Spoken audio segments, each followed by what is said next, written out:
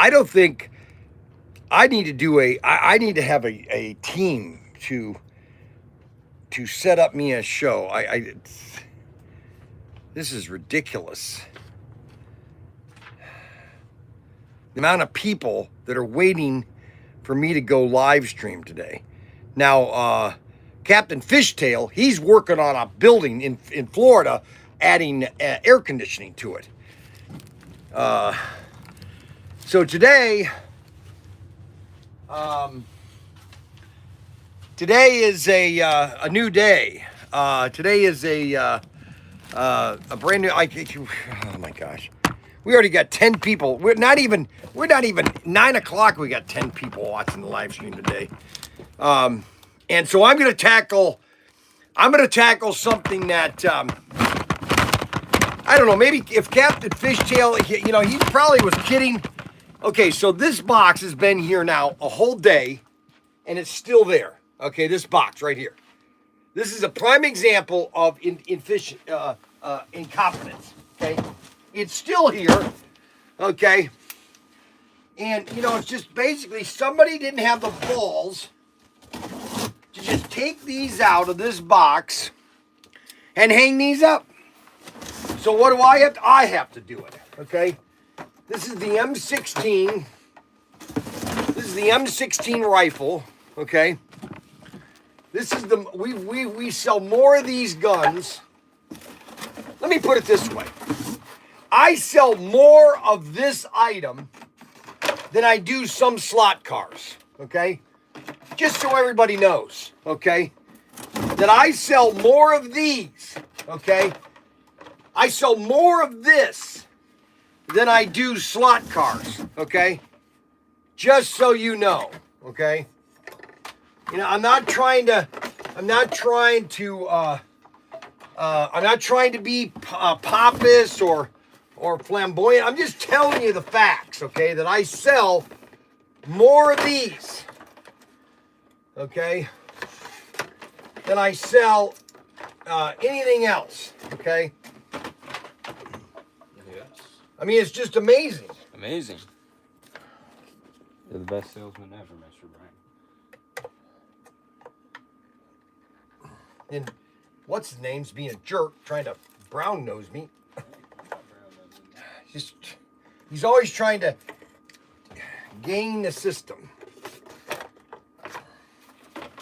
So this right here, we sell more of this item right here than some cap guns, okay? There, now I did your work, okay? All right? Yeah. It's not funny there, schmucko. Boy, he got those done fast. Holy cow. Holy guacamole. Wow, he's got those done really fast. All the auctions are done. Holy cow, Mac Henry got all the auctions done. Holy cow.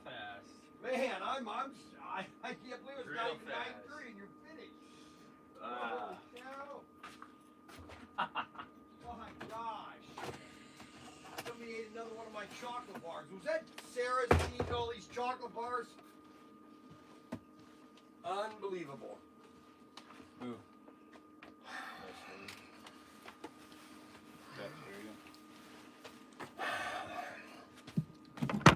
All right. Now, what was I going to say? So I went to my hair salonist and she gave me this curling gel that I'm supposed to wear. I think I put a little bit too much on this morning.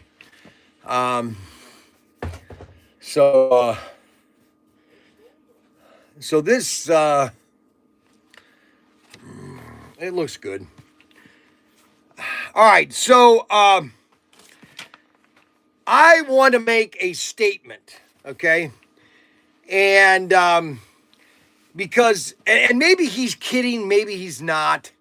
I think it bothers some people. And everybody thinks that Scott at HO Slot Car, he does not, everything he does is perfect. Now, let me tell you something. I love Scott, okay? And the way he does his auctions, that's the way he wants to do it. But so everybody thinks that everybody has to do it his way. or everybody thinks that I'm not allowed to do my own way. And so I want to read you some of the rules about auctions, okay? And I want to educate you on how auctions are done, okay? So if we were at a live auction house, okay, and for instance, there would not be a tie at an auction house, okay? Just so you know, there would not be a tie if you were at an auction house. It just wouldn't happen. Whoever bid, let's say a guy bid $30, the guy would say going once, going twice, and that's who won. Okay? There is no tie if you're at an auction house, okay? Now, you might have two guys bid 30, you're still going to have to be the highest bidder. You just can't. The first guy says 30. If you both said at the same time, doesn't matter, okay? Here's what No, please do not interrupt me when I'm in a monologue, okay? A monologue? Monologue, yes. Please don't do that. Well, I wasn't okay? gonna do this. What? No, I don't. What is it? French toast. Oh, those are the worst things on earth. Is the is Burger King's French toast sticks? Oh my gosh! Why are they the worst? Oh, they are the worst. No, but I was gonna say they want to change the rules so they get it cheaper from you. No, I know that, and that's why I'm all right, now, if you are online auctions, okay, you've got stamp times, okay? System automatically awards the item to the bidder who placed the maximum bid first. Okay, that's one way to do it, okay? Often tracking time to a fraction of a second. Well, number one, I can't track the time to the fraction of a second, okay? Now, there is no such thing as a tie. There's no such thing as a tie. And there are live, and we're doing a live auction, okay? But it's on YouTube. Now, if you go to Whatnot, okay, it's all automatic. There are no ties. Okay, whoever bids the highest is going to win it. Okay, and that's the way I'm doing it. Now I am going to compromise, because I noticed here that it also has such as ties. An auctioneer does not exist. An auctioneer must select one person, making the person the winner. Okay, so I have to make it the winner on a tie. Or what I can do is I can then auction that item up again, and only the two high bidders are bidding. So somebody has to bid. Now, some people don't like that, especially Captain Fishtail is saying that everybody hates the way I do my auctions. Fine. If you don't like, see, here's what people don't understand. And I kind of got, not that I got insulted, but I did get the impression that I'm cheating something. So he said, what would Jesus do? Well, first of all, that has nothing to do with what would Jesus do. And so it's almost like it's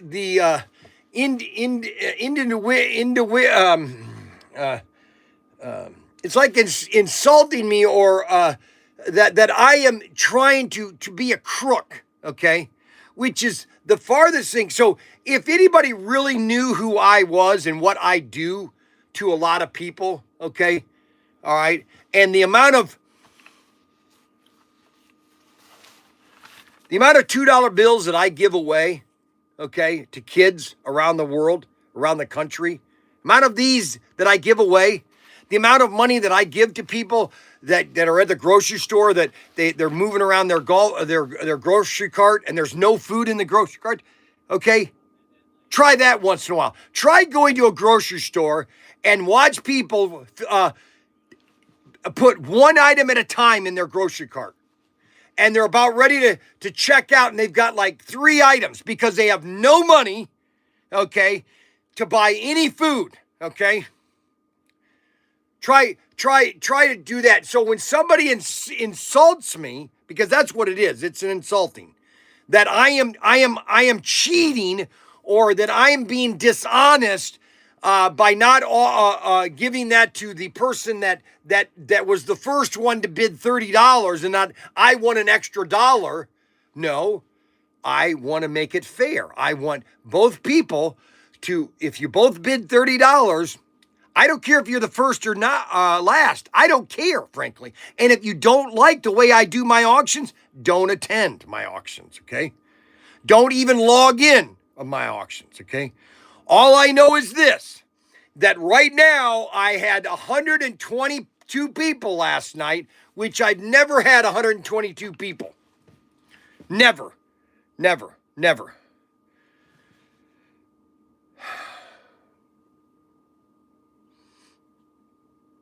And so when somebody says to me that you are being devious or you're being crooked, that's insulting, really. Okay? Because I do the auction, let me put it this way. I do the auctions at my pleasure, okay? I do not do the auctions. I do them because I want my customers. If they get a good deal, they get a good deal. But I'm not going to give them away. I'm not going to lose money, but I want to be fair to the other person that bid the same amount of money. Oh, well, but I'm the first one to bid 30. I don't care if you're the first one to bid 30. Okay? I don't care if you're the first one bid. Okay? Outbid the other guy. Well, I shouldn't have to. Well, you know what? Then that's you don't know how to bid. Then don't do. And if you don't want to be in the auction, then don't be in the auction. And that's what Captain Fishtail and a bunch of other guys, they don't want to be in my auctions because they think that I'm ripping people off. Well, that's what they've said in a nutshell. It's that you're ripping people off. You're being dishonest. I like, give me a break. Really, I'm being dishonest, huh? I'm being dishonest, huh? I mean, give me a break. All I'm doing is trying to, I'm just trying to have fun, okay? Well, you're trying to get that extra buck, you leech. Really. You know, it's like, it's sometimes you really look at this and you say to yourself, really, is this really what you're getting upset about? Seriously, you're really getting upset about this. So I start an auction at $15 and somebody will bid $15, and then somebody will bid $16, and then somebody will bid $17, okay? So you're playing with dollars, okay? You're playing with dollars. You're playing with $1 here and $1 there, and oh wow.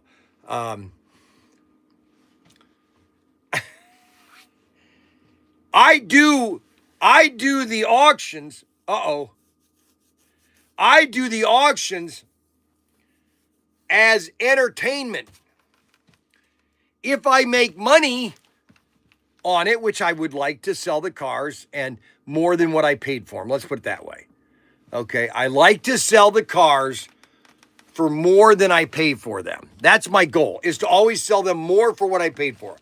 And if you would go over and look at all my auctions, okay, and if you would look at all, see, and that's what's really sad, okay, is that, you know, and I like Captain Fishtail, but, you know, this has really gotten me upset.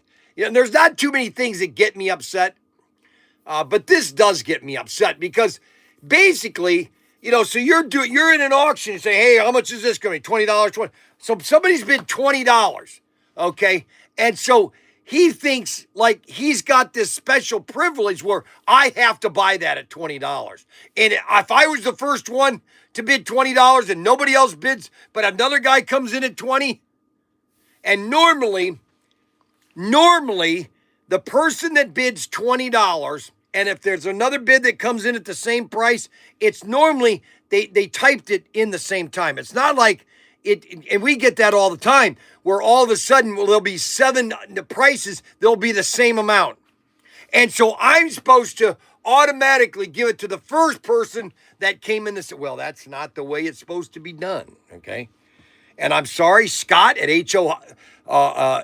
Scott of HO Slot Cars, House of Slot Cars, he's not doing it correctly. Now, I'm not gonna get mad at Scott. I'm not gonna tell him that he's a crook or that he's taking advantage of people, that he's shorting out the other person that bid 30.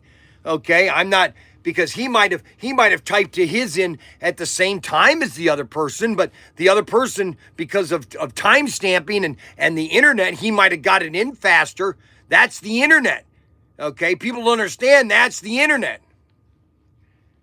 The only place that has gotten auctions correct and does them correct is Whatnot.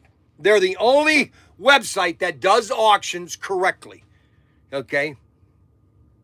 It's the only one, is Whatnot. And but nobody wants to do Whatnot. Nobody wants to be on Whatnot. So I was going to do it. No, I don't want to be. I'm not going to be on Whatnot.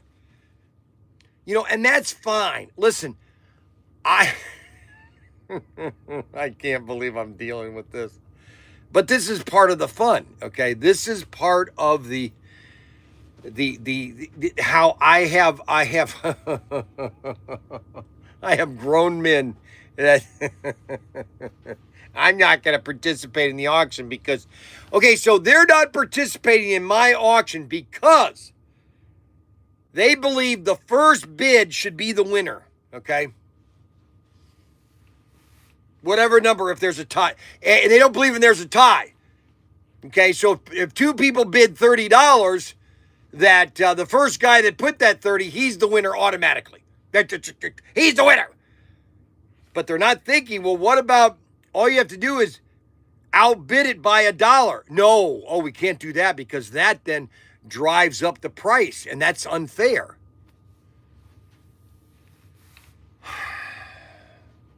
So I would like to know Captain Fishtail. So Captain Fishtail is in the insurance, he's in the air conditioning business.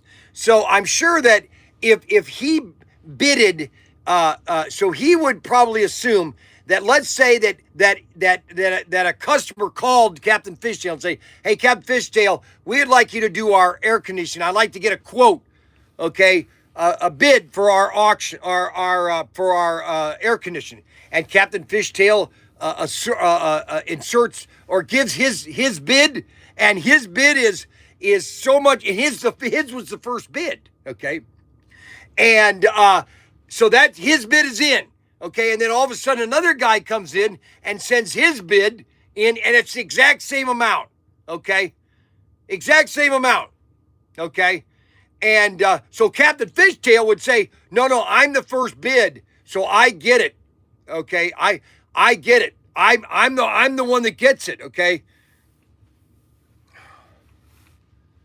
Makes no sense. Makes no sense at all.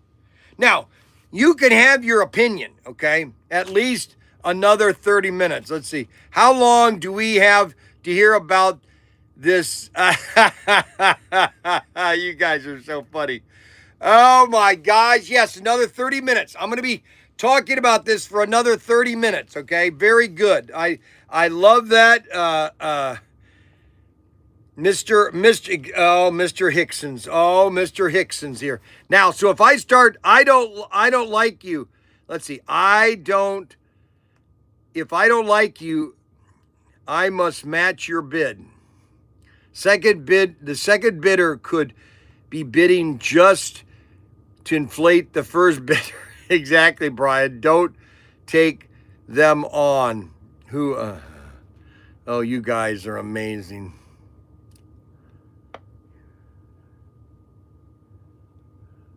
No, you don't know what I pay for them, first of all. Okay, so let's make this very clear. Nobody knows what I pay for the cars, okay? And nobody understands an average price, okay? And that I could lose on one car, but I could win on the other car, okay? So let's say I buy all the cars for $5 a piece. Let's just say that, okay? Not saying that I do get them for $5 a piece, but let's just say it for the for the giggles that I buy them for $5 a piece. And most of the cars sell for, $3 or $4 or for $7, $5, $6. But most of them sell for like $10, $12. Okay.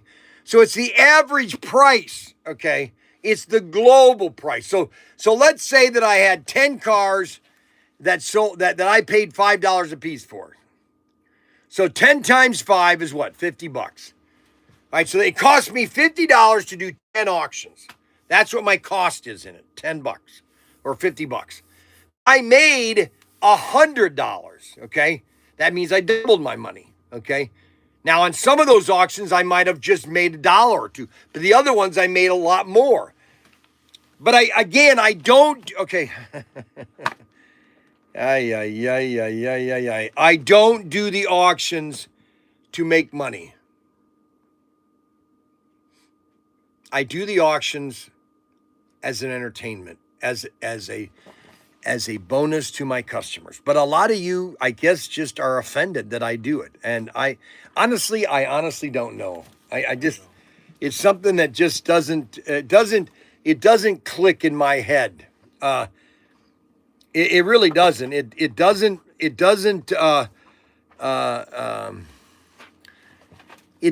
make sense in my head.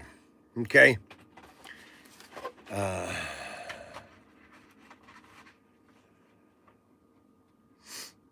Mr. Hickson is watching. Mr. Hickson still hasn't told me how many kids he has. You run your auction your way. No, I know that. I know that. So from now on all ties. So if there are a tie, $30, and nobody wants to bid higher than 30, we are going to. If it ends, then we are going to do another 1 minute. And whoever bids the first bid that comes in is the winner. Now, if two bids come in at the same amount, we do it again. To whoever comes in the first bid.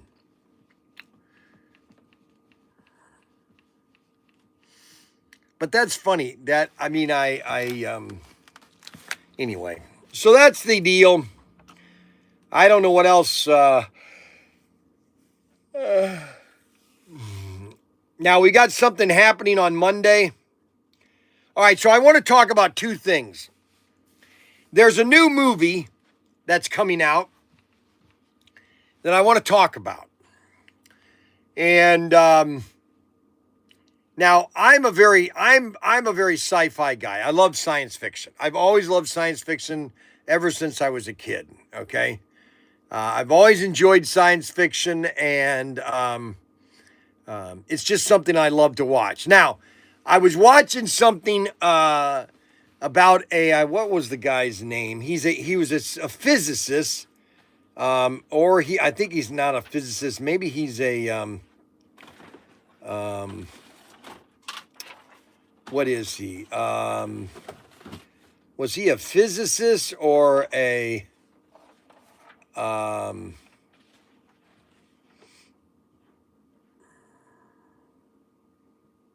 last night I was watching this.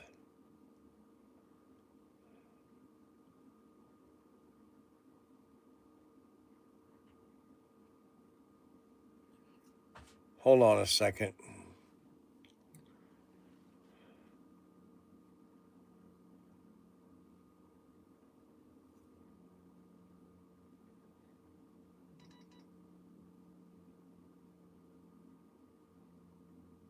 Yeah.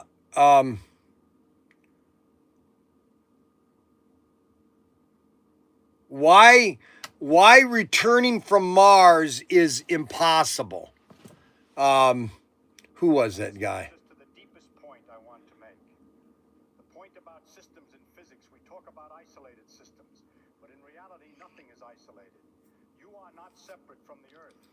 You think you are an individual walking around on top of a planet, but you are not. I'm trying to think who this guy is. Anyways, he's a physicist, and he was talking about how that going to Mars literally is impossible for a human being, and the amount of radiation and the amount of cosmic dust would literally destroy our body by going to Mars and back. And that once you got to Mars, if you spend any time on Mars, even though you're exercising and all that, your body is shrinking. Your heart is shrinking. Everything is shrinking. And your bodies are becoming like sponges and very porous. And you came back to Earth, you're dead. Now, that being said, no, it's not Tyson. No, it's not him. It's another guy. So there's a new movie coming out called Hail Mary, okay, which it's obviously science fiction. It doesn't have there's nothing fiction about it. It's all science, or it's all science fiction or nonfiction. Nothing is real in it. Star Trek is pure science fiction. That you might have had some of the gadgets that have turned out to be real, like the cell phone and things like that. But anything that is in Star Trek is all science fiction. And in Hail Mary, it's just good. It's good stories. It's a good story. And I haven't been excited about a science fiction movie as much as I've been about this one. And the Hollywood just has literally destroyed now you have gay Klingons, okay? That's how bad Hollywood has gotten, that they have gay Klingons. Now, I don't know how you have a gay Klingon, but they've got them now that wear dresses. So if you think that is pretty awesome, I don't understand it. I honestly don't understand it.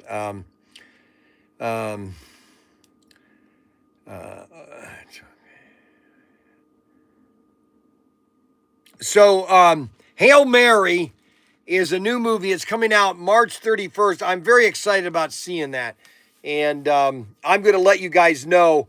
So here's the way I judge a movie if it's great or not. Is if I want to go see it again immediately. There has not been a movie that I've wanted to see recently immediately after it. The only one that I've done that, well, actually I have done, and that is Godzilla -1.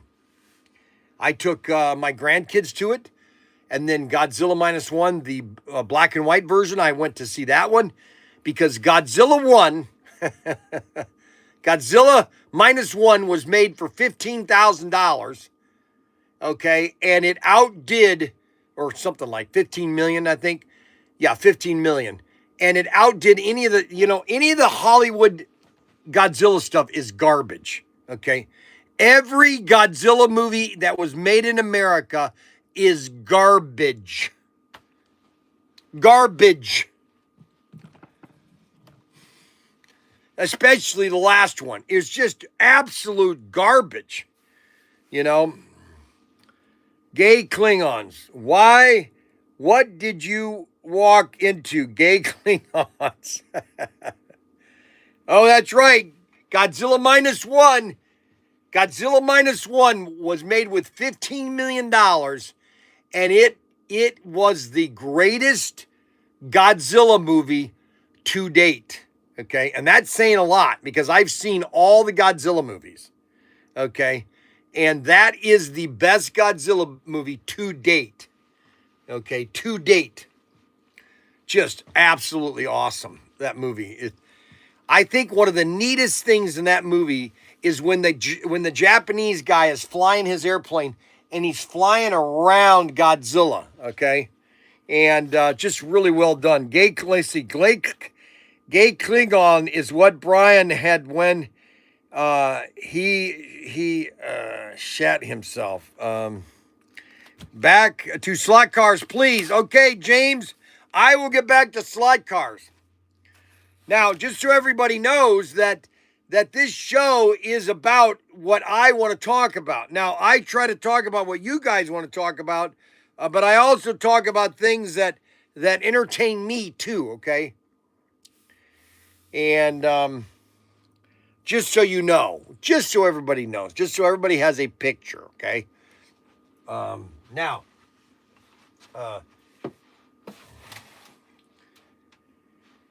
so we basically have a row of cars, okay, here. This is one of my favorite cars.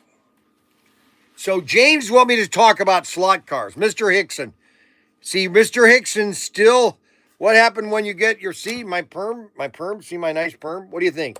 Everybody like my hair? Hi there, my name is Bryan Young. How do you like this so this is a Dodge, 1964 Dodge 330, okay? Dodge 330, okay? Look at that, look at that. Look at that car, huh? What do you think of that, huh? Farting and burping is part of this entertainment. That's right. Farting and burping, okay? Mr. Hickson. Mr. Hickson is supposed to be telling me how many kids he has. Your hat is ruining your perm. So everybody's saying the hat is ruining my perm. So I should probably take my hat off. Okay. Take my hat off and just wear it without my perm. Okay. I guess that's what you want to do. Heck yes. Bryan, everybody is going to take up a collection for you so you can buy a new socket. A new socket. What do you mean a new socket? What are you talking about, a new socket? So you can buy a new socket. Heck yes. Luke, on the good shit lollipop. Sloppy gay Klingons from the toolkit. Oh yes. Yes, so the toolkit, #1 Phillips bit. I tell you, Frank can get me. I don't understand, Frankie. Ew. #1 Phillips bit. I still haven't got an answer from Hickson. Every time I talk about his family, he quiets up. He goes away for a while until I ignore him, and then he comes back. Okay, which I find funny. He does it every time. Every time I start to put the focus on Charles Hickson, he kind of quietly, Charles Hickson quietly goes away. He goes, I'm gonna be quiet. I'm gonna let him talk, and then he'll forget about me. Okay, Mr. Hickson. Oftentimes, the farting and burping is the more intelligent part of his discussion. Boy, I tell you, I don't need to know the names of his kids. I just want to know if he had kids. That's all I want to know.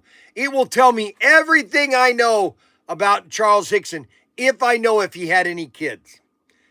But you know what? He won't tell me because he knows this. See, Charles is 1 year older than I am. Okay, he's 67 and I'm 66. So we grew up in the same time frame, all right? We grew up in the 70s, 78.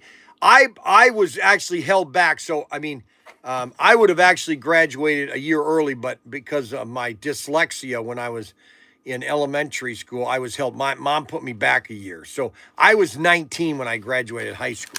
When I graduated, during high school, I turned 18 in 77. Okay. I turned 18 in 77. And then in 78, I turned 19. Okay. 78, I turned 19. So when I went into the Navy, I was 19. But so all through my senior year, I was 18. I was older than most kids in school. I was a year about my senior class. Most of my senior classes members were all 17, about 17, and then they all started turning 18 in 78. So Mr. Hickson and I, we share a common bond in the sense that we both grew up in the 70s, okay? Now, I'm sure some of you else have too, but most of you guys grew up in the 80s. So if you graduated in the 1980, you're in a completely generation, okay? Because the 70s was completely different, okay? And so I'm sorry to say that if you graduated in the 70s, Bryan's life story, that's right, Bryan's life story, which is very important. And very important. I was born in 82. I don't even want to hear it. Bryan, Charles is your half brother. You know what? I wouldn't doubt that Charles couldn't be my half brother. Okay. No, he's not my half brother. He's not even related to me. But anyway, so Charles Hickson, he is, now all of a sudden he's gone quiet. Okay. Just so everybody knows, Mr. Hickson has gone quiet. The last email or last message he sent was, oftentimes the farting and burping is the more intelligent part of the discussion. So once I start to focus on Charles, he quiets down. So I'm going to ignore Charles for a while. Let's see how long it takes for him to come back. All right. All right. So my favorite car of SC3, SC4 23 is the Dodge 1964 Dodge 330. Look at these things. Don't those look cool looking?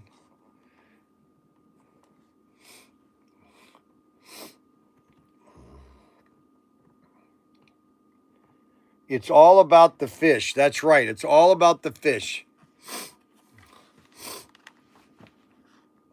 Look at that. Isn't that a beautiful car? I love that. Now this one too. I love this color here. Look at this. Look at this one here. Look at this color. Look at this color. You can't tell me that's a not a pretty nice car. Look at that. Look at that baby. Huh? What do you think of that? Huh? What is that? Huh, baby? Look at that one. 1958 Plymouth Fury. Look at that. Isn't that beautiful? 58 Fury. Look at that. And we've also got a lot of people now watching on Facebook. We have Joanne Barry. I wonder who Joanne Barry is. We got Joanne Barry watching. I wonder who Joanne Barry is. Now I know it's not Richard Barry's wife. It can't be Richard Barry's wife. But we have Joanne. We have Ron Hamilton. Linda Williams is watching. Alan Warner is watching.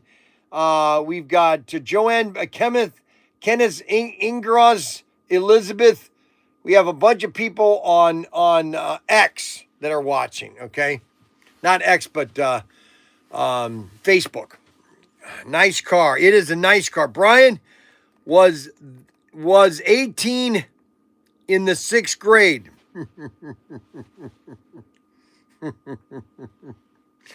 That is so funny. Bryan, let's see the hair. Oh my gosh. There, okay. I'm gonna leave it out for a little bit. There we go. Okay. Now, what are we gonna do here? What are we gonna do?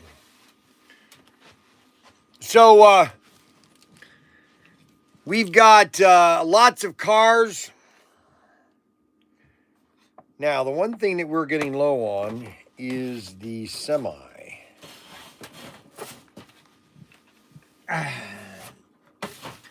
So we just sold, just so everybody knows,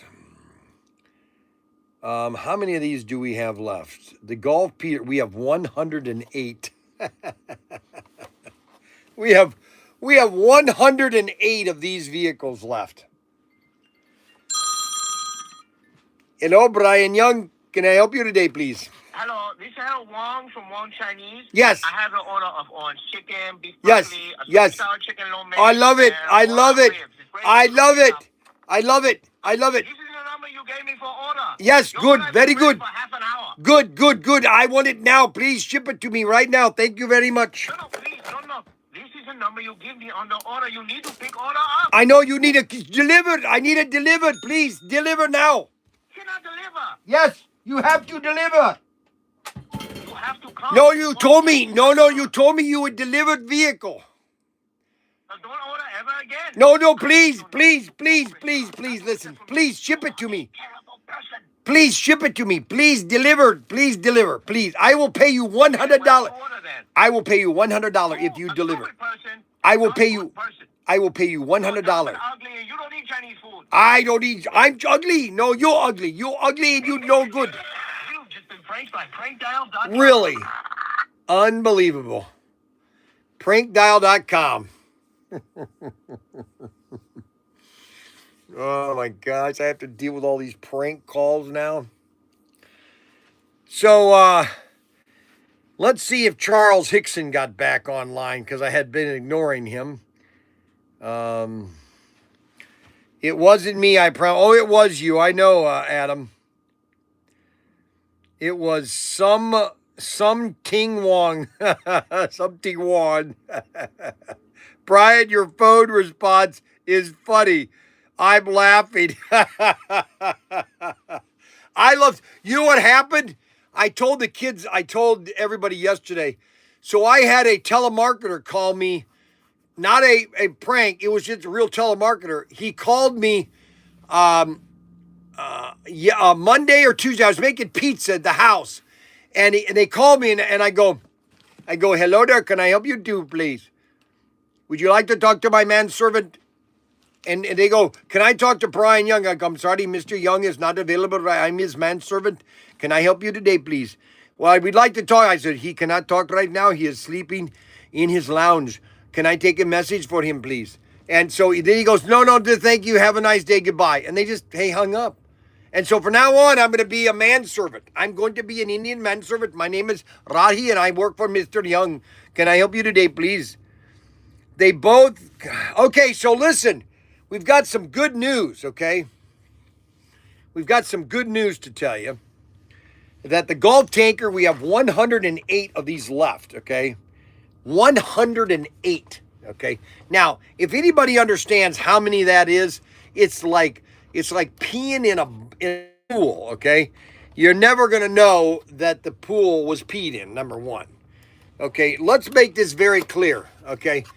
People think that everybody goes swimming. All right, so this is the thing about that would really make you not want to ever swim again, okay? So you think about everybody that's swimming in a pool, okay? Let's think about this real quick. All the kids that are swimming in a pool, okay? And if they're all going to the bathroom, okay, the one thing that I do know about kids is that they never wash their hands and they don't wipe very well. That should make you question about pools to begin with.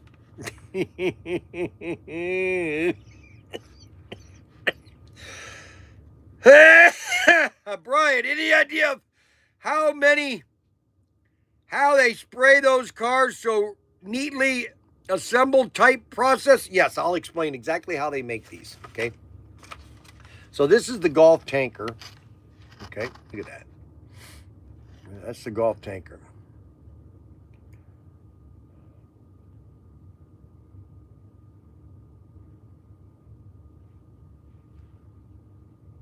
Everybody likes cooking with Bryan. Did everybody like my cooking with Bryan last night? When the summertime comes down more, I'll be cooking outside. I'll be doing breakfast on Saturday. I'm going to do outdoor breakfasts and everything. Plus on Wipe Me, Mommy. Wipe Me, Mommy. Gross. Yeah. Cesspool. Yes, it's exactly what it is, a cesspool. You can't take them with you. You can't take them with you. All right. Please send me the items we talked. Yes, I know that I can't do it right now, James Butler, because I'm doing a live stream. So everybody wants to know, how do they make how do they make slot cars?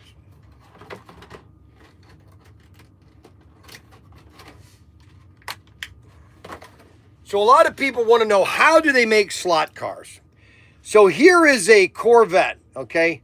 Now this Corvette, that's a 24 Corvette. Now that has a stripe on it, which is painted on. First of all, I learned this back in 1994, that I was selling this item called Mage Knight, and it was probably the best game ever designed, ever made. And of course, they canceled it. It was the best game ever designed, okay? And it had a click system. It was just a genius. Whoever thought Mage Knight or the click system was a genius. Well, anyways, they sold out to Hasbro, and it's a shell of what it used to be. Mage Knight was Whiz Kids. It was called Whiz Kids. So when they make a car, they make it in stages. Okay, the body is normally like this. Body is formed in white, and then it's painted yellow. And they're done all at once. They're probably doing 100 of these at a time. They're going down a tray, and they hook them on a tray, and they're spraying them all yellow, okay? And then they put together. Then they have a group of thousands of Chinese, probably about 5,000 Chinese. All right, that's what normally a factory is, about 1,000 or 5,000, and they're all given one function to do. And as soon as they do it, they put it down the line. The next person does another detail, put it down the line. Then it goes through why am I forgetting this? Tempo printing, where it's kind of like a sponge, but they just touch it and move it along. Touch it, move it along. Touch it, move it along. And sometimes tempo printing is 2 or 3 colors. So they have to do one color first, then they stamp another color, and then they stamp another color. Okay, and that's why it's labor intensive, okay? These cars are labor intensive, all right? Because there's so many things, like for example, let me see. Do I have that car still here? From yesterday? Or from Thursday? So I had a car. Let me go get it here.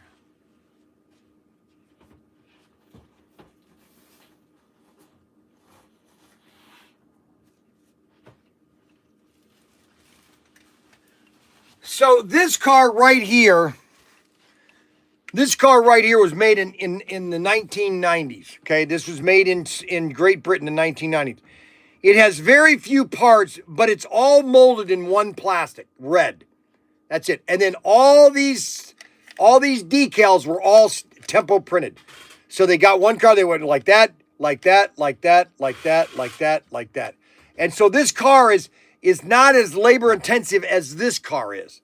And so every level of touching the car, you're adding cost to it. And that's why, like for example, this car here, if you look at all the details that are on it, okay, that adds a cost to that car. Same thing with the Golf Tanker. Okay, let me show you this again, the Golf Tanker. Now the Golf Tanker, so let's look at the Tanker. So the Tanker has not that many features on it. So it's basically the Tanker is sprayed with a chrome paint. That's the first thing. It's sprayed with chrome paint. And then all these other pieces, these all come on. And so this is spray painted, okay? And then this is the bottom part, which is all orange plastic. And so that now your trailer, just the real wheels are done. And then you've got your trailer, okay, which has all the details in the back end, okay? And then you have your stickers, the Pro Tinker sticker and the Golf sticker. That adds all to the detail. And that's how the car is made. That's how it's made. Uh-oh, Mr. Hickson's back. No, it's not called pad print stamping. It's called tempo printing. That's what it's called. The official name is tempo printing, not pad printing. Everybody thinks they know the industry more than I do. Okay, it's pad printing. All right, fine, it's pad printing. It's tempo printing, really. But anyway, so that is the truck. And so they have to stamp it every time, which adds a cost to it. And now, like this card is a little easier because, well, these are both molded in white plastic and then painted. These are both molded. Now, most of your cars, see, now this is different from the 1960s. In 1960s, all your Aurora cars were most of them were molded in the color that they came. So if it was a blue car, it was molded in blue plastic, and most of the decals were decals. They weren't tempo printing; they were decals. And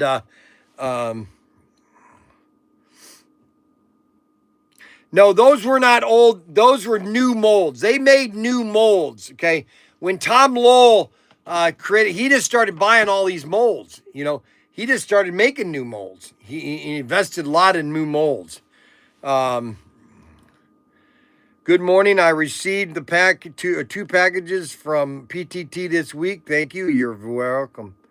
You're very welcome. You're very welcome.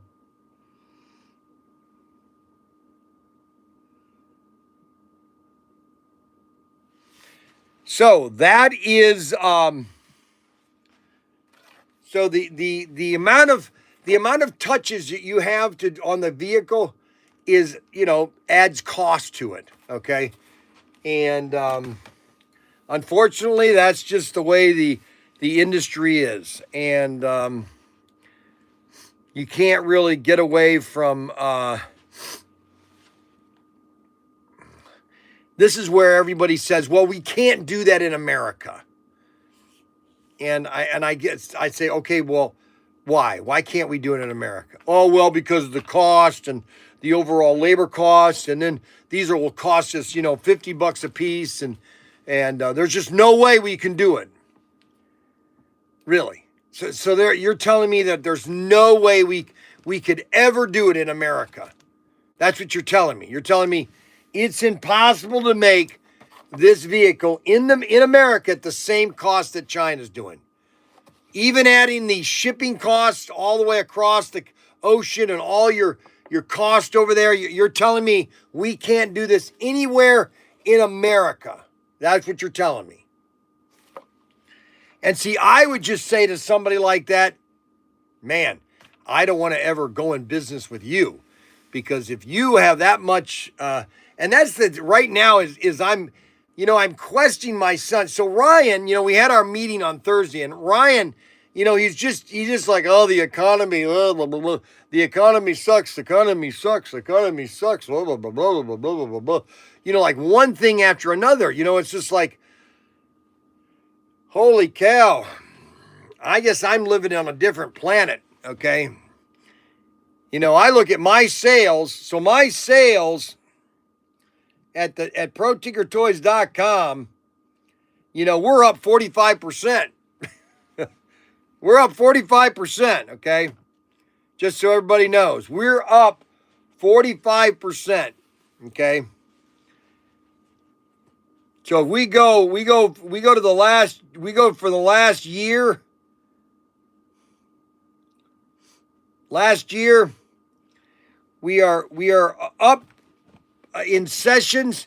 Now we are down 3%, okay, in total sales, which 3%? You're worried about 3%? We had a total of 8,000 orders, up 6%. So anybody tells me that I opened my first newsstand. I opened my first store in 1987. It was January of 88. January of 88 is when I opened. January of 88. And those were the days, man. 88. 88. That's when I opened up Young's Newsstand. January of 88. Those were the days. Man. I had some really bad days in 88. And then 89 came along and everything changed. Everything changed in 89. It was like a completely different store in 89. I kept knocking walls out. I kept putting more video games in. I bought more candy. I was selling hot dogs and tuna sandwiches. I was selling anything that I could make money on. I bought 1,800 Godzilla dolls for $25 a piece. I bought 1,800 Godzilla dolls for $25 a piece. I was selling them anywhere between $50 and $100.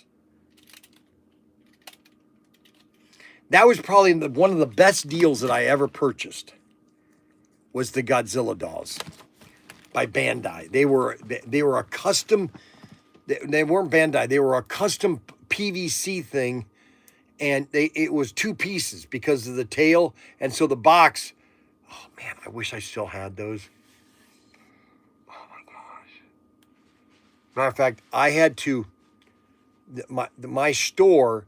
It used to be a funeral home, and I don't know if I've ever told this. So I opened up Young's Newsstand in it used to be a Montgomery Ward's, okay, catalog store, and I opened up in that building. But what I found out later is that in the 1800s, the late 1800s, 1890 to 1920, I think, it was called Young's Funeral Home.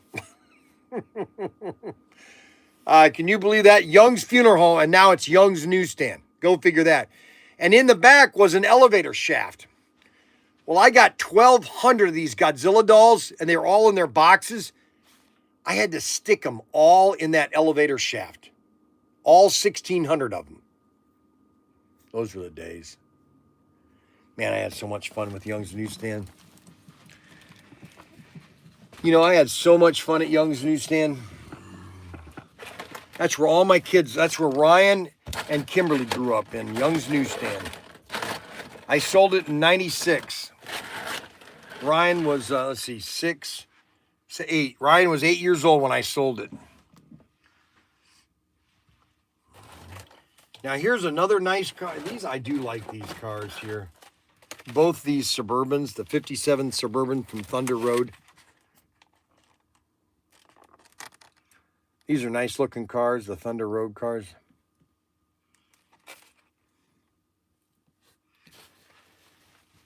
Let's see. Mr. Hickson, there he goes again. He's back on, guys. I disagree, Rob, because all the shoppers are fat. Let's see. So what is he disagreed about? Made your first $2 bill. No, I have my first dollar bill. It's down at I'll show it to you on Tuesday. I have my first $2 bill when I opened up Young's Newsstand. My first dollar bill. I still have it, my first dollar bill. Let's see here. Now, Mr. Hexon, I disagree. So what are they talking fatness about? I wonder if I'm the 3%. Okay, so Charles Hickson's talking about fatness. Go to the grocery store. This is the worst economy in years. Watch Godzilla on TV. I did too. That would tech David to first. I disagree. Are fat more morgue shaft? Yes, it was a morgue shaft. Let's see, Brian, would you say Professor Tinkertoys is your greatest professional accomplishment? No. No, I would not say that. Well, what I would say is that ProfessorTinker.com, it is basic. I will say that ProfessorTinker.com is a microcosm of my life. Okay. And it's a a full circle of my life. ProfessorTinkers.com, the website. It's a full circle of my life. And I am going to end my life in this building here. This is where I'm going to die, okay? Whether I have a heart attack, whether I die of unknown illness, whether I have dementia, none of those things are hereditary toward me. So whether my dad, the only reason my dad died is because he was a tipsy tooler, or what do you call it? He loved to drink his little drinks with at his favorite restaurant when he was in his 80s. And he fell on the concrete. He hit his head, and he broke his hip, and he never was the same. Never was the same. My dad was, and the reason he died he died 89, I think. He was 89, I think. Was because of that. So I have good genes in the sense of my mom and my dad. My mom died because she just gave up. She just said, "Hey, Bryan, I'm done," and she said, "I want to go." And I said, you don't have to tell me, Mom. I remember that to this day, and I've told this story many times, but that just is something you just don't get out of your head. So I go into the emergency room. Okay, my mom is sitting on the bed. Okay, and my mom is sitting there on the bed. She's tired. She's had these same problems. I don't want to go into details, but and she looks at me and she goes, "Bryan, I'm tired. I want to go." And I go to my mom. I go, "Mom, you don't have to justify anything. You don't have to justify anything. You were the greatest mother a boy could have. I don't have any complaints about you at all. Okay? Nothing. Nothing. If you want to go, that's your business." And so about an hour later, we're up in she's up in the room there, and this is on a Monday. And Mac is sitting there and goes, "Well, I don't want you to leave," because Mac loved my mom very much, okay? And he didn't want her to go, And, I said to Mom, I understand. And by Wednesday, 2 days later, the Spirit of God just left her. It's really amazing how death can all of a sudden just take you in a heartbeat, and she was gone in less than 2 days, So it's not like my mom, she just was, the amount of stuff that my mother was doing in her 70s and 80s, good grief, she was always going. A very beautiful woman. My mother was very beautiful when she, in her younger years. Obviously, we all get old. I'm ugly. We all get old. We all start to get wrinkles, and the youth of us is gone. I mean, I got a picture. You look at a picture. I got a picture. Let's see. Hey, Curly, you need to be funny today. Oh my God. So it's like Adam Hurt. So if you looked at the picture of Adam Hurt when he was in high school, you look at him like now. He doesn't look anything like that. He doesn't look anything like the preppy kid in high school. He's ugly now. He's fat. He's ugly. He's got big cheeks here. Everything is falling apart with Adam. But that's with all of us. We all fall apart. Okay. Look at Arnold Schwarzenegger. They're saying he's not going to live for him. His heart is shot. Okay. Arnold Schwarzenegger. His heart is shot. And so my mom said the same thing. That's what's so amazing. And so, I'm looking at this like, how did I get on them? When I was showing off these cars here, how did I get off on my mother? Oh, yeah, that's right. Because Adam asked me, what do you think is your greatest legacy? And I'm thinking, Young's Newsstand was my first. And if I just walked around and people know me just by walking around town. Oh, you're Bryan Young. Yes, I'm Bryan Young. Yes, I'm Bryan. Yes, I'm Bryan Young. Yes, I had Young's Newsstand. Yes, I had Professor Tinker's Workshop. Yes, I did. Oh, you had my birthday at my store. Yes, I did. You know, so this is a finish of my life right here. I will die in this building or down at the house or somewhere around here. I will die here. You know, that's all there is to it. You know, it's going to happen. I'm going to die. We all are going to die. Okay. The life in me is going to come out and that's it. There's nothing I can stop. There's nothing I can do to stop it. Okay. I'm just going to have, I'm not going to have the fun of my life. I'm just going to enjoy my life to the fullest. Okay. Because that's what God has told us to do. And I've got 12 grandkids and I'm going to spoil the living HE double toothpicks. And that's what I'm going to do for the next 35 years is spoil them and have fun with them. We're going to go camping on Memorial Day to Yogi Bear State Park this year. We're going to go all camping. We're going to go fishing. Grandpa's going to do fires and we're going to have fun because that's what life is about, is having fun. That's why I do the auctions on Thursday, is to have fun. People have to take things a little less serious, okay? Please. Just a little less serious, okay? Ay, ay, ay, ay, ay. And then the other car that I like from that series, actually all three of these cars from Thunder Road, there's 4 cars. You have the Willys, the El Camino, and then the Dodge Charger. Now, the one that everybody loves is the clean Dodge Charger, which is this one here. That everybody loves this car right here. And the reason why I'm going through all these cars is, you know, what is amazing is the amount of new people that are watching this live stream. I am literally getting hundreds of, it's crazy. And so these are both of the 1969 Dodge Chargers. You got the dirty one, or they're called barn finds, and you have the clean one. And everybody loves the clean one. You know what? Some people like the barn find cars, but some people don't, okay? And that's the barn find and the clean one. And then the car that always sells, that really never has a problem of selling. Everybody buys this car. I don't know why this car is more popular. I really wonder why this car is so popular. Is the 1941 Willys Coupe. You know, this is the 19 Ford Willys Coupe. That is probably the most popular of all slot cars. Is the Willys Coupe.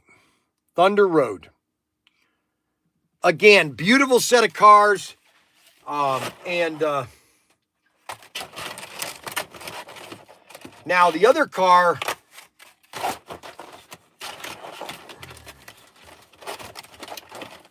the last card is the Chevy Camaro. And we don't have the yellow one. We only have one of these left. And actually we got 6 of them. Now we do have the whole assortment, SC16. Or did we, or we sold them out? Yeah, we sold them out. Now, this is an assortment that Hickson doesn't like. This is one assortment that Hickson doesn't like, which is the GT Icons. This is one assortment that Charles Hickson does not like, okay? And I don't know why he doesn't like this, but this is one that he does not like at all. Holy moly. And that is the GT Icons, which are the same cars that are in the Looney Tunes that we bought a closeout on the Space Jams. Same cars that are in Space Jams, the GT Icons. You got the Chaparral. I don't know why. You know, I don't know why to tell you on this. You got the Grand Sport, which is the chrome and the blue. These are beautiful looking. Now, I think I know why these are not as... I think I know why these aren't popular. This assortment is... They use generic decals or tempo printing. You know, they didn't use a licensed drivers or something like that. So you got the Shelby Cobra, and you got the green and the blue. but they are beautiful looking. I don't like them. Space Jams are better. So isn't that funny? So Arbuckle likes the Space Jams and he doesn't like these. I don't know. I don't get it. I really don't get it. Now, my favorite of all these is the Shelby Cobra. Then you have the GT Icon, the Ford. I don't understand. I really don't understand how these are not popular. Now, they will be in about a year from now, once everybody else is out of them. See, that's the thing that we are dealing with. That you just give it time and they'll sell out, and then everybody dollar. Okay, yeah, you have to do a bid dollar more to do this. Anthony, when was the 450 Prime cool cars? So why does Aurora cars not molded the original AFX cars from the 70s, Brian? Okay, all right, so somebody asked this question. So why does the Aurora cars not molded like the original AFX cars from the 70s and the 80s? Well, there's several reasons why that is. Number one, the molding technique, okay, that was in the 60s and 70s is completely different than the molding techniques today. And a lot of those molds that were made in the 60s and the 70s were just destroyed. A lot of them were just melted down. Okay, and so they had to redo all the molds, okay? And therefore, some of the cars don't necessarily fit the representative body or chassis, okay? And that's basically the story, okay? I mean, a lot of you had over 400 molds, I think, Aurora made. They all were molded down. Melted down and recasted. Now, some weren't, but a lot of them were, okay? And Tommy, when Tommy took over Aurora, Tommy came out with a whole new line of cars, okay? They didn't use those molds. They used some of them, but a lot of them, they did their whole new molds, okay? Because they wanted to do a lot of Japanese cars. And if you notice, in Japan, they had a ton of cars in Japan. And molds wear out. That Hickson is right. I finally get to acknowledge Mr. Hickson. Mr. Hickson is right that molds wear out. See, what you're doing, so if anybody doesn't know how to work, and I don't have a way to show you how a mold works, but basically you have an A and a B part of a mold, okay? And they're normally made of metal, okay? High grade steel, and they're an A and a B part of the mold, okay? And it's put together, and there are holes. They're called injection spots of where the plastic is injected, and then there are exit holes, so that a little extra of the plastic comes out of all the ejection bolts. So make sure that the plastic goes through the whole mold. Well, that mold or that plastic is injected at a very high temperature. And when you do that over and over again to a metal mold, sooner or later it deteriorates. That's why there are, like I told you, last year, was it last year or the year before last? I was through Iowa and I stopped at Brody or what was the guy's name? Anyways, he's the guy that owns like 200,000 AMT MPC model molds. And all these molds are sitting in a warehouse. And if they're sitting in a warehouse and they're not oiled or they're not cleaned, they rust. And so rust forms on them. And so then if you do clean them up and you ejection molds, the molds are not going to be precisely. And that's why if you buy some old molds of Lindbergh or MPC or AMX that are older molds, you'll notice that they don't fit together absolutely perfect. That's because the mold is going bad. Okay. And that's just the cycle of molds. They stay together and then you need a new one. Yeah, Bob Beers has all the molds. Oh my gosh, somebody trying to get me upset. We want to try to keep Bob Beers' name out of this, okay, please? We want to try to keep Bob Beers out of this, okay? Great info, Bryan, Mr. Hickson. And so a lot of times you just have to do a whole new mold. Now, molds normally, because you have to used to make a mold by making a model of something. Okay, normally it was made out of a clay, and so you make a model, and then you basically put it into a casting, and you create a casting of that mold. Okay, and then you divide the mold so that you'll be able to inject it. Okay, and that's the cost. That's why making molds is expensive, is because you're having to make the mold, number one, or you have to make the model. Okay, then you have to cast it and make the mold. And so that takes time and money, and that's why there's a high cost in molds. Basically, I love building Atlas. Yeah, Atlas kits. Believe it or not, Atlas kits are old model kits. Okay, that are older kits from the 60s and 70s. Okay, and we have a lot of Atlas kits. I'd like to get the whole line of Atlas.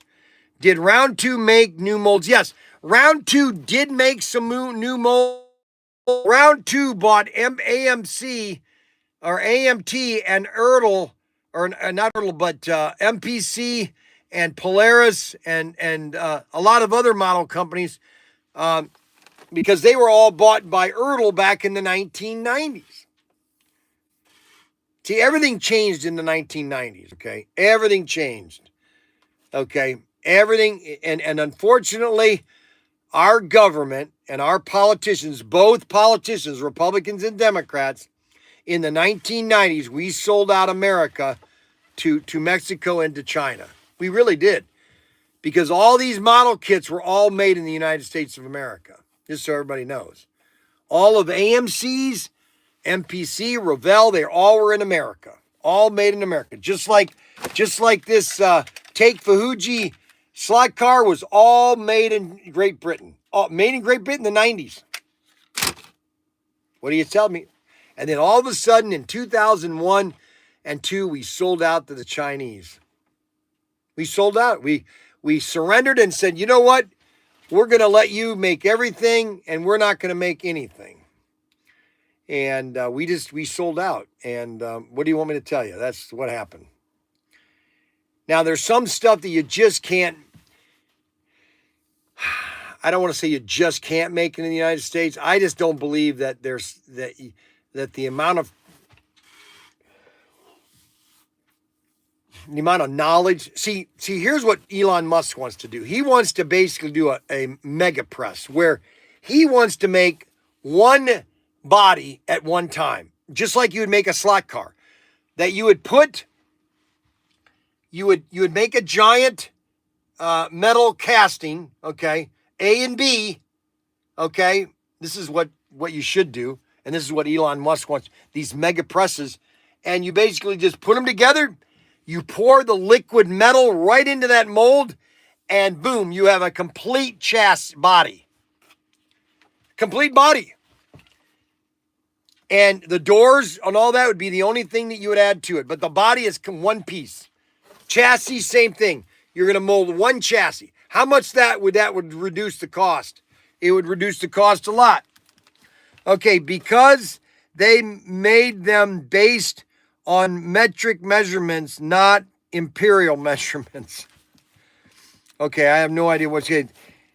Can you identify the cars with AW molds?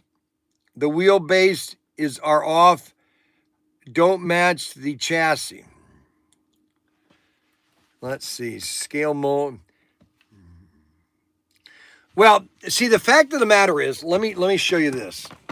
I'm going to show you. The Arbuckle brings up a good point. Okay, so I want to show you something.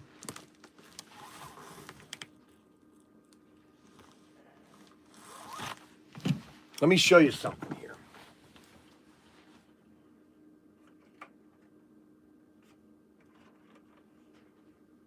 Where is my true scale?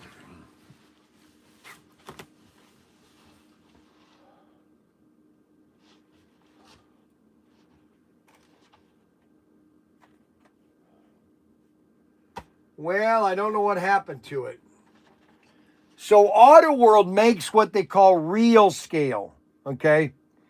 And we got in one car that's a real scale. But I don't think I have any here. They're all right here. It is. True. It's called True 164th. Okay, it's called True 164th. Okay, so there's one thing that's not true is the scale of a lot of cars. Okay, you know for example this is a true scale. So this car is actual to scale. Okay, so this would be 164 scale. So if you took 64 of these and lined them up, that would how big the Pontiac Grand Prix was. Okay, 1960 was it 1964? 1964 Grand Mark. So that's a true scale. Okay. Well, this is a 1985 Toyota pickup. Well, that is not to scale, okay? That's not how big that truck really is, okay? That truck would have been probably half of this car right here, from here to here. That's how big this car would have been, okay? This pickup, okay? That's not true scale. This is true scale, okay? And so there are a lot of cars, like, for example, these two cars right here, all right? Now, I would say that these are not true scales between the Mustang and the Corvette, but you can't do a true scale on everything. Now AFX wants to try to do that, but now their cars are so big, they're touching each other on the track, okay? You can't do true scale, okay? Now, you want to try to do true, but you just can't do true scale. It's impossible to do a true scale. And, it's like this 62 Chevy, this right here, Bel Air, okay? So you're telling me this Bel Air. Now, I know how big Bel Air is because my grandma had a Bel Air, 62 Bel Air. So this Bel Air,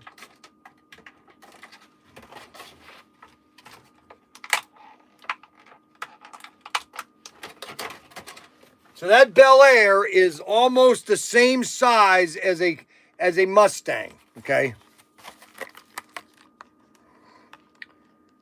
That's where these scales none of these scales make sense, okay? It's like this. It's like the semis. That's not a true scale semi, okay? Because this car is almost the same. That Mustang would be half the size of that, okay?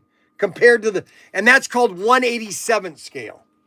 See, this is where a lot of train guys, and this goes with everything that we sell, a lot of train guys go freaky. Now, they did have train sets and slot car sets together where they used to sell train sets and slot cars together. Kids would race the cars and race the trains. But a true train set, okay, a true train track layout will never have these, will never have these vehicles on their layout because these are 164 scale, okay? Actually, Thunderjets are a little closer to that. I would say Thunderjets, because they're a smaller car than an Extraction. I would say Thunderjets are 172 scale, maybe. They're a little smaller than an Extraction.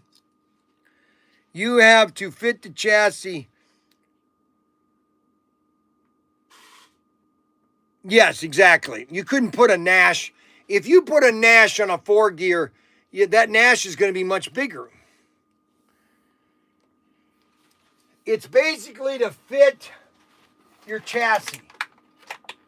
And the fact of the matter is, you can't make a chassis for every single car. And that's the problem that Hornby did. Hornby tried to make a chassis for every single body. And that's why their cars started to look to the right proportion, because they made a smaller chassis to fit. They made a chassis basically for every car. Well, that adds a cost because now you have to mold every single chassis.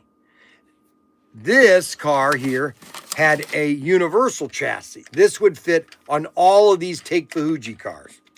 And then before that, they had a universal chassis.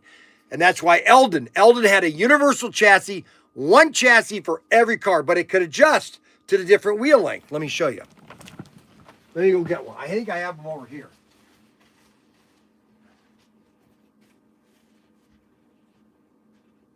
No, I don't think I have them here. Thought I had them here. I thought I had them here. I thought I had them here. I thought I had them there. I thought I had them here. Well, Brian, I think you're out of those cars. Yep, I am. So the Eldon cars, well, I used to have, I think they're down at the warehouse.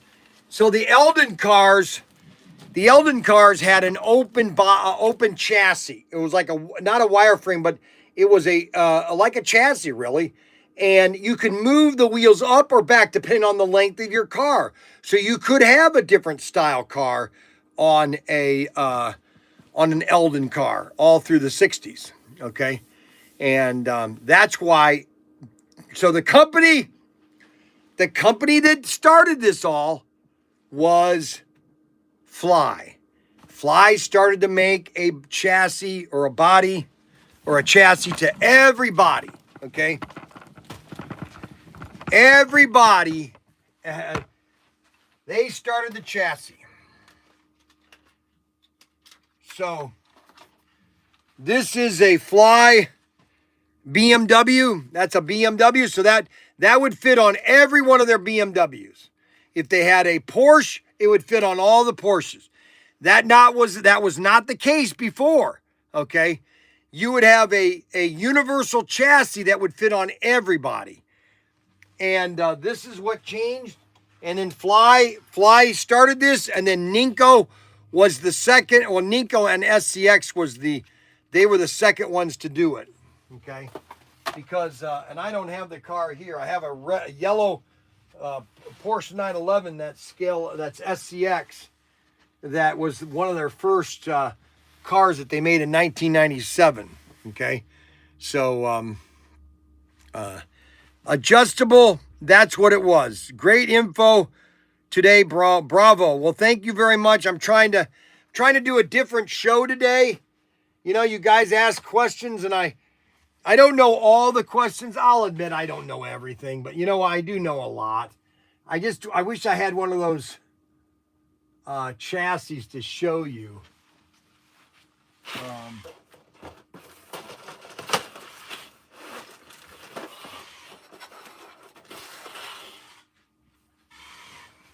If I had those chassis, those Eldon chassis, you would get a good idea what I'm talking about. I think they should come out with them. Well, first of all, if I ever had some money, I would make an entire Eldon line of cars, because I think with modern tires and modern motors, I think an Eldon car would be just as fast as any other car.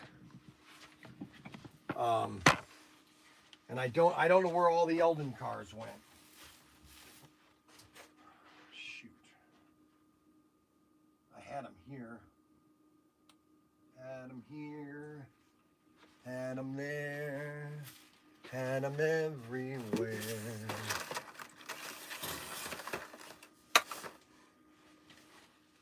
Hornby. TRX.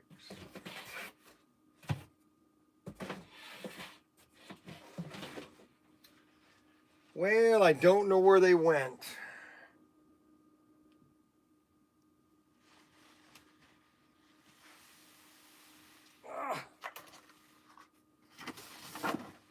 Now here's another car. So this is another car that Scale Electric made. This is another car that they made, and this was the standard. Man, I'll tell you where we've come in a long way. This is a standard car that Scale Electric, this is Scale Electric, it says, and this is what I sold when I started Irwin Toy. We had over $1 million of this inventory. And all this stuff, it says right here, Look, I'm going to show you this packaging. It says right here. Now this says it's made in China,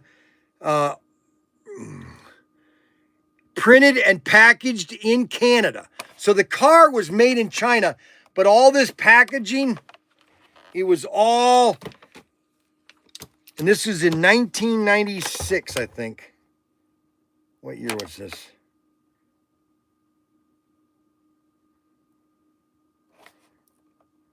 I think it was 96 or 97.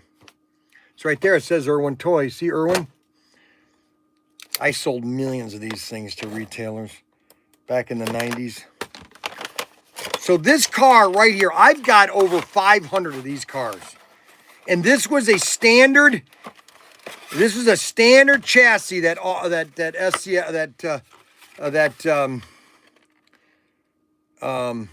Scale Electric did. This was their standard car. And these cars sold for like $19.99. Okay. And it's called Super Scale. Super Scale. Now the reason they call it Super Scale is because of the license between the Spaniards and the British. So if this was sold in Spain, so this item would be sold in Spain, it wouldn't be called Scale Electric, it would be called Super Scale. Right there, Super Scale. And we sell these in 3-packs. These are great burner cars. So if you want to have a fun race just to see how good you are at driving, we sell these. Item number C999. Look at that, made in Canada, look at that, made in Canada. Unbelievable. So this is item number 699. You get 3 cars for like 29 bucks. 3 cars for 29. I've got 500 of these cars. 500 of them. You know, so that's kind of the history in a shell of where we've come in 25 years. You know, it's not like, you know, I've been doing this, you know, my whole life, you know. Well, I have been actually. One of these times I'll tell you about my theory of life. It's in groups of 10. Okay? So whenever you want me to tell you my theory of life, just let me know. Say, hey, Bryan, we want to hear your theory of life, okay? And unbelievable. It's unbelievable. Don't screw up donut. Oh, donut time. Oh, that's right. It's donut time. It's donut time. It's donut time. It's donut time with Bryan. With Bryan. It's donut time with Bryan. Yes, sirree. It's donut time with Bryan. I am Bryan Young. And we are going to have donuts. Donuts with donut time. I'm supposed to get donuts from somebody, but I still haven't got. Hey, do me a favor. Go over to the post office real quick and see if my donuts came in. Okay. It's donut time with Bryan.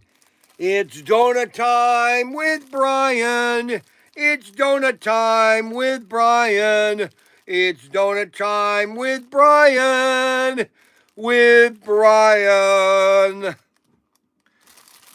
Now, April 1st is going to be our first walking day, okay? We're going to be walking with Bryan. Walking with Bryan. Our first day, we're going to walk April 1st, and we're going to walk 3 miles in 1 hour. You're saying, that's impossible, Bryan. You can't walk 3 miles in 1 hour. Well, you know what? I can't wait for you guys to be watching, because that's what's going to happen. 1 to 3 miles in 1 hour. Bryan, that's impossible. Hey, Siri. How fast are... Hey, Siri. Yeah, you stupid. Hey, Siri. Unbelievable. Hey, Siri. Hey, Siri. Hello, Siri. Hey, Google. Hey, Siri. Why, you communist. Now, why is that locked up?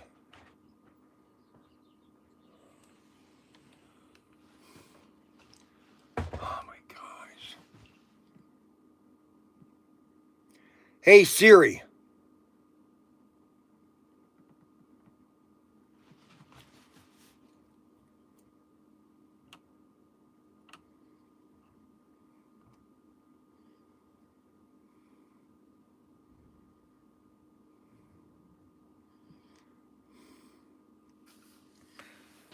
Hey Siri. 3 mile average, man walks. I met a guy at Ryder's Hobby Shop who needed Coca-Cola to digest his food. 3 miles an hour. Let's see, 3 miles per hour. That's right. That's very good. That's very good, Clayton. 3 miles an average.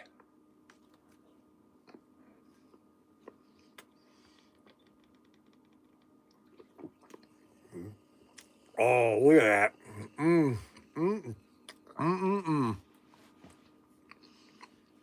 Sure, he had enough.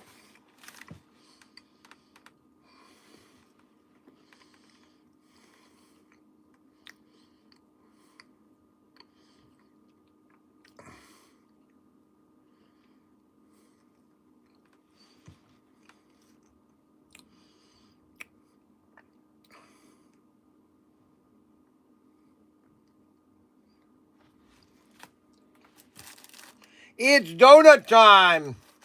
It's donut time with Bryan.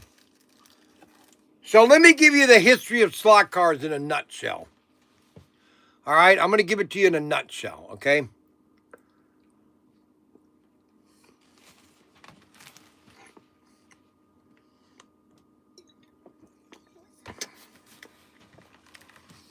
Now, this is based on a guy that I knew when I was with Irwin. When I was with not Irwin Toy, but when I was with SCX, okay.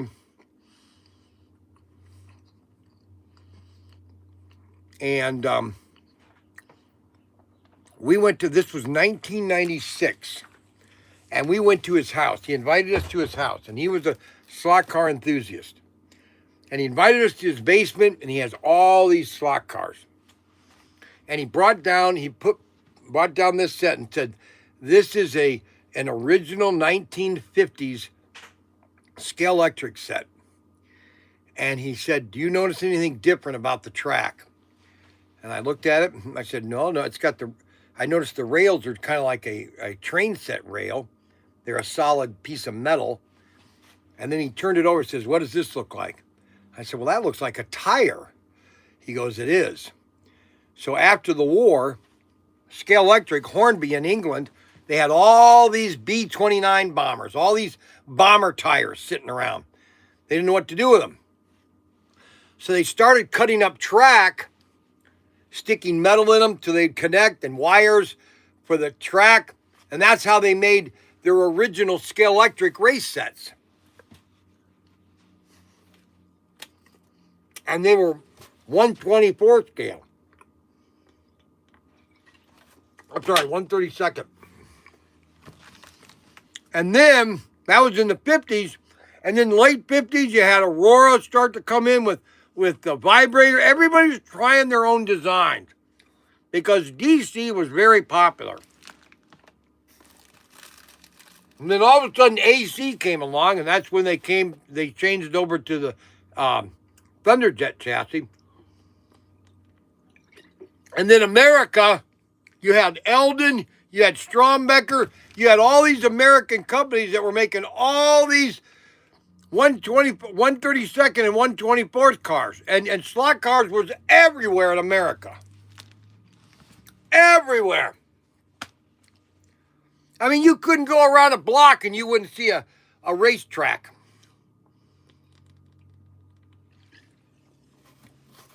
Matter of fact, do me a favor tonight. Go on YouTube and find out Casino Royale.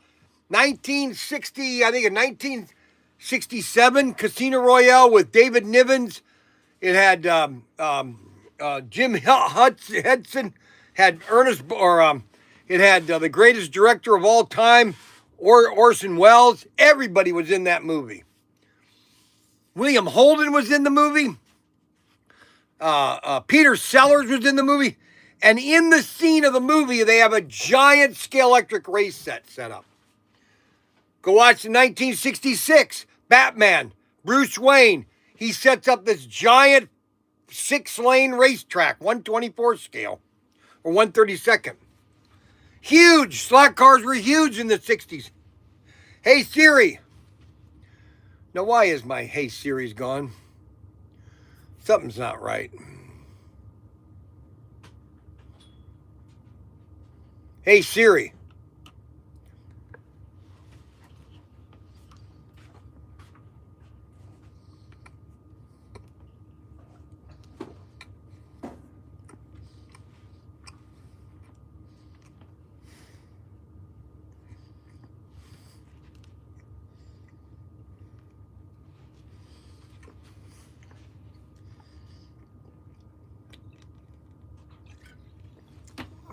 Hey, let's see if we got, oh, hey, Mac Henry.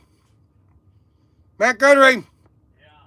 Mac Henry. Yes, sir. Get, what's his name order, James Butler. He's got that display unit, and he also got an auction, but he wants to add another display unit to that one, the little McDonald's house, okay? Okay. Add that to it, and then do one big order for him.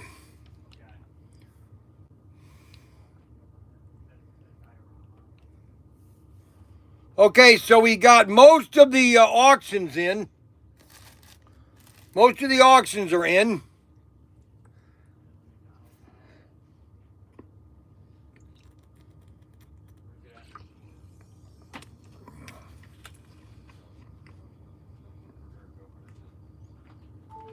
Oh, right here. Oh wait, no, isn't the McDonald's one behind you?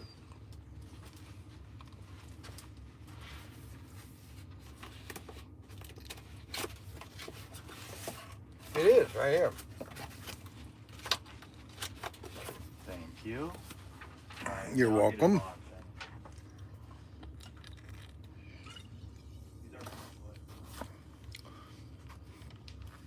All righty. Now, why was that all met? Hey, Siri. Hey, Siri. Okay, so why can't I talk to Siri now?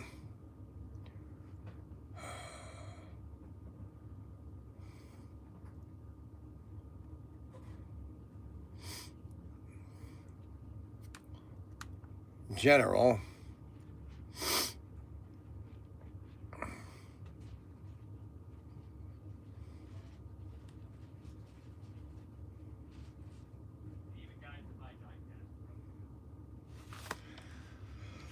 Well, why can't I say, hey Siri? Why do none of these devices work? Hey Siri.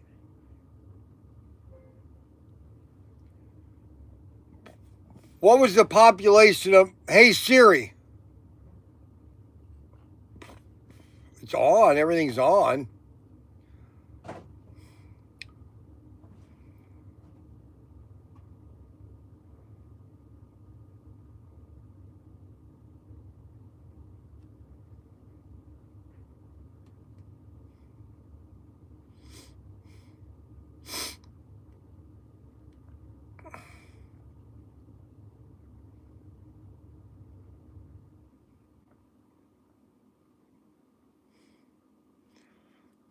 Hey Siri.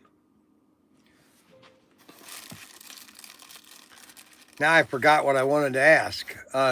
Siri is mad at you.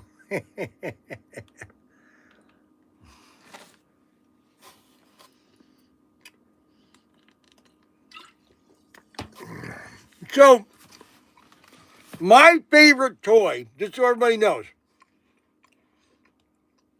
my favorite toy in the 1960s, okay, was Motorific, okay? And that's what really started this whole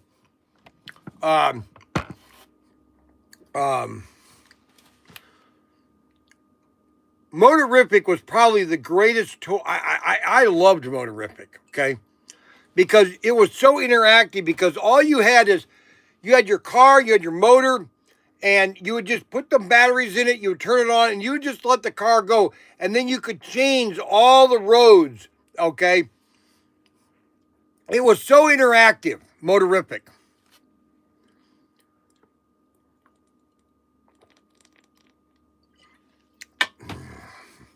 That's another toy line that I would bring back. But you know what? That's another reason why I think it went out of business, is that they had so many different licenses. And I don't know if they could, you could do it nowadays. You would have to just do generic cars. That's the only way you do it, is do generic cars, or have them, classic cars, like, the Model T, the Model A, that the license is way over with. But that I tell you, Motorific was, and then they had the Motorific boats. Oh my gosh. Oh, I love those little motor boats as a kid. Oh, I collected those things like crazy. Yep, Ideal Motorific. Yep, that's it. Ideal Motorific. Ideal Motorific. That was probably the best toy company, Ideal. They were better than Mattel, Ideal was.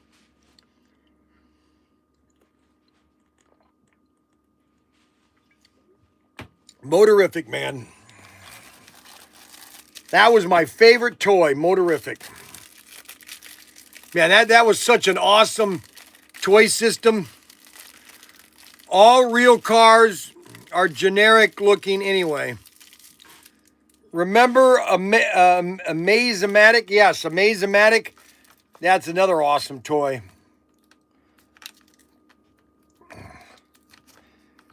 I loved anything that had to do with building. My dad always was buying me these. I remember, I think it was 1960. It's when we lived in Ottawa Hills in Toledo. This was before the divorce. I think it was 67 or 68. They got me this, and they're all the buildings, and this was based on the modern building techniques. All the buildings came out with these square little building, and you would connect all these square pieces to build different buildings. It was just phenomenal. I loved building. Girder and Panel is my favorite of all time. I've got $1 million worth of girder and panel. Draft orders, we just got, that was Bruce Calhoun. Bruce Calhoun. Yeah.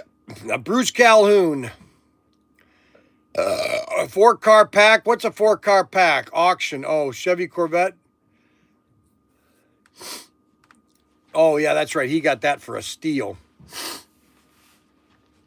So, girder and panel sets was girder and panel was my favorite of all time.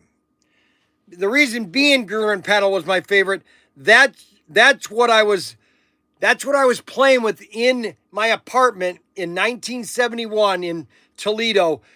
I was building my buildings around my slot car track. I was listening to American Pie. Hey Siri, play American Pie. It's copyrighted. Yeah. No, it's not anymore. It's open source. Go ahead, play it. I can still remember how that Music used to please. I would play this song. I was listening to this song as I was racing my cars around the track and have my girder and panel set. That's all I'm telling. That's how I got into this whole thing. Okay. Erector sets. Now, Meccano is basically a French version of Erector. Gilbert Erector was bought out by Meccano. Lawrence Welk. I used to love Lawrence Welk. Adam Hurt. Unbelievable. Dog howling. Ow! Ow! Ow!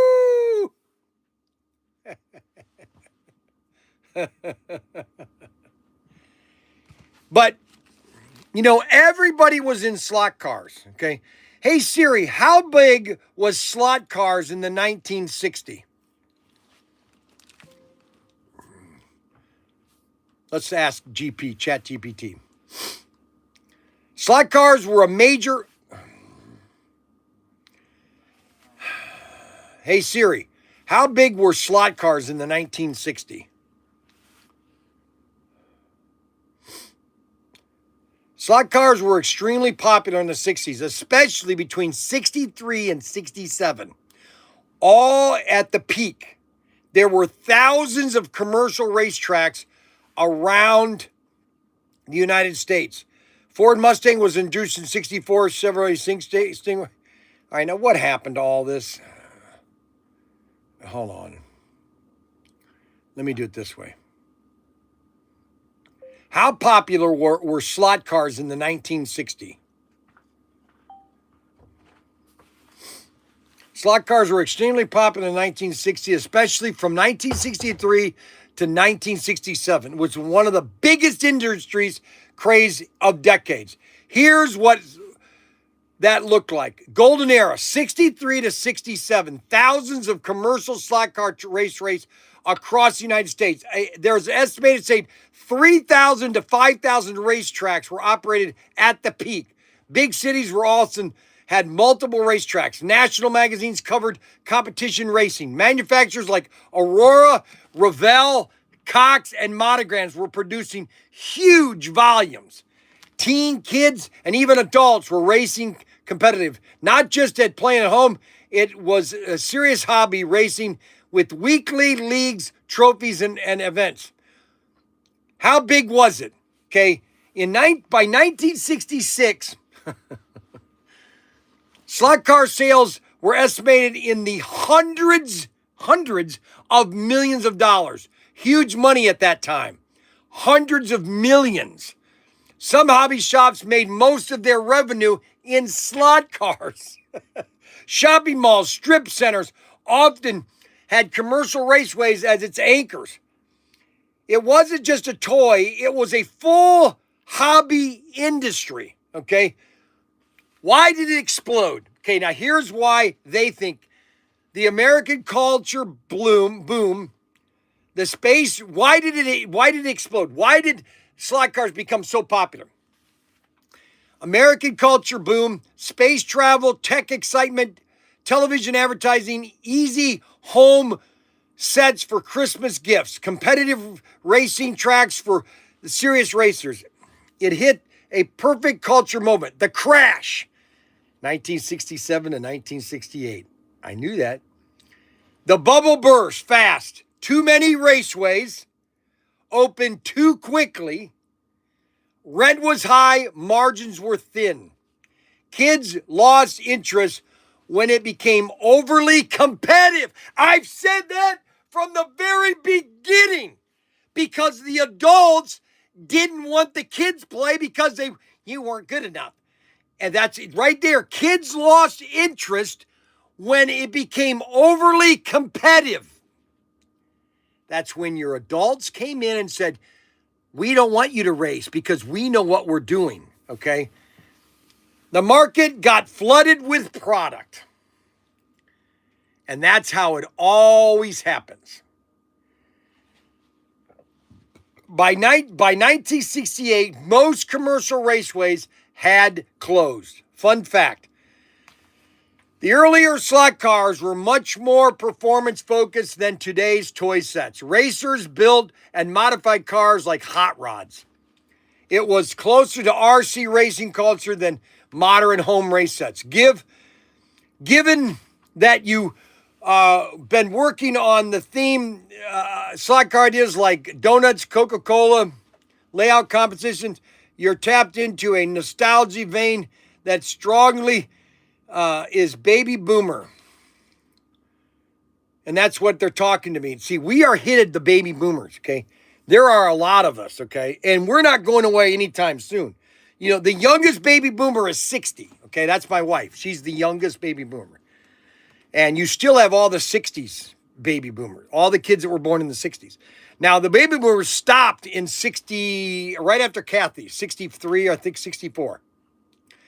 And that's what we're capturing is the baby boomers. Okay. Now Daniel was saying, well, we're a dying. I said, no, we're not. There is no limit to slot cars. Okay. Fox was huge. Fox, oh my gosh, Fox or Cox cars. Cox cars, Revell, Monogram. These guys made huge amount of product. This industry is in its infancy. Hey Siri, how many people lived in America in the 1960s? 1960. Population of the United States in 1960s.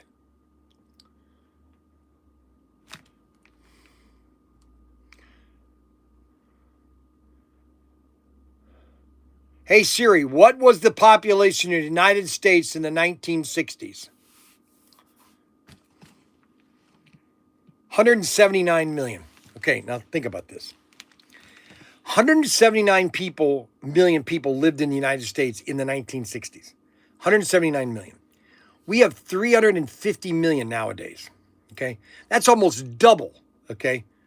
And they were doing hundreds of millions of dollars in business in the 1960s. Okay. Now, the key thing is oversaturation. Do not oversaturate. Okay. We haven't even got close to saturation. I mean, we are like, we're like, you know what this is like? Let me tell you what it's like. Okay. It's like, it's like you have a pool, a giant pool. And I take an 8-ounce bottle of Coca-Cola and I pour it into the pool. Guess what happens to that Coke in a pool of 23,000 gallons of water? It basically goes away. It's like pouring an 8-ounce bottle of water into a sea container filled of sand. That's where we're at. That's why I'm so excited about this market. That I'm in a market that is literally unlimited. And then not only that, but I have these guns here, all these cap guns that I have that nobody wants to carry. Okay, now what's Daniel doing here? Let's see. This video has gotten 1,000 since it was published. What video? Lionel buys Auto World. Okay, so Daniel was showing me a video. It says Lionel buys Auto World. So this video has over 16,000 views, okay? Or 1,600 views. And we made, on that video, we made $5.78 on that video. Just the video that is about Bryan buys, Lionel buys Auto World, okay? President's Day sale. Bryan emphasized an image. Let's see. Okay. So we made basically $1. We basically revenue loss for playing music on live stream. Oh, playing music on a live stream. Oh, I lost revenue on. I see. They don't want me to play music because I lose money on it. I see. So we made money, but we lost money because we had music on. All righty, I get it. All right, I get it. See, the fact of the matter, a lot of people don't realize, but when I first started my YouTube channel in 2007, actually in 2000, but it really took off in 2007. By 2008, well, actually 2010, I was making average about $300 a month in advertising from YouTube. Back in those days, I had millions of views, but they re-throttled things, they redid things, and so I lost a lot of my videos, a lot of my viewers. And but I was averaging about $300 a month back in 2009 and 10 and 11 because everybody was watching. Yeah, it's called copyright. Yeah, that's the worst thing in the world is called copyright. Yeehaw! That's the worst thing that's ever happened to the world is copyrights. There should be a limit with copyrights. You should have it for so many years and then it's done. You shouldn't have it forever.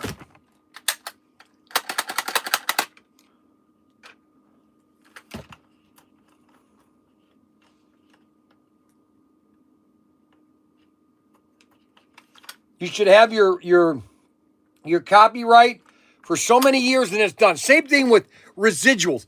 Do you know what's really killing the Hollywood industry is residuals? Is paying somebody for being in a movie for the rest of his life, which is absolutely absurd. I don't understand it. It's like, am I supposed to pay Ford every time I drive his card? Okay, you ready? This is the duck rifle. Oh man, smell that. Holy cow.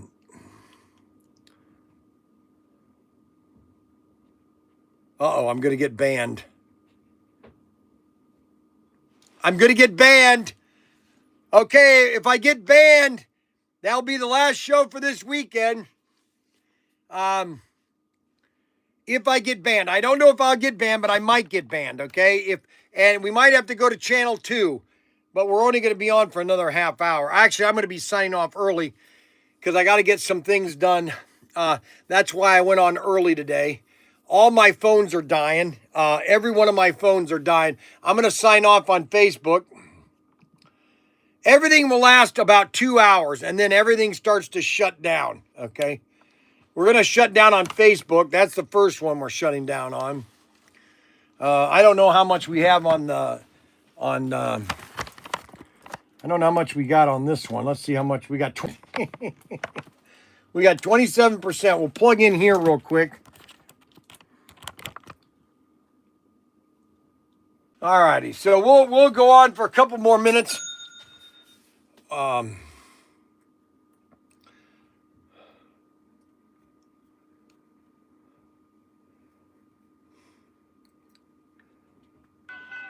at Grampy. Look at Grampy. All right, turn around. Here he comes.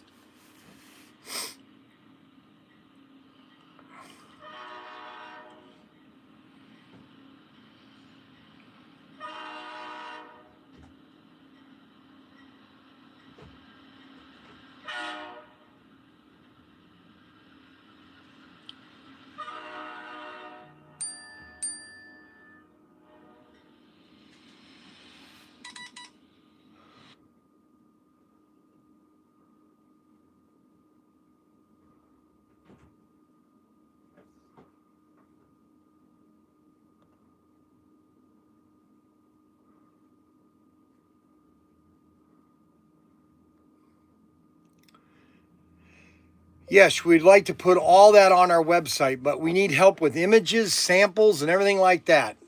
Let's work together, my friend. So, you're going to get 3 strikes before you get banned for good. No, it's not going to take, it's going to take a lot longer than that. Tell Mac, send invoice. He's working on it. The world has changed. Music thinks...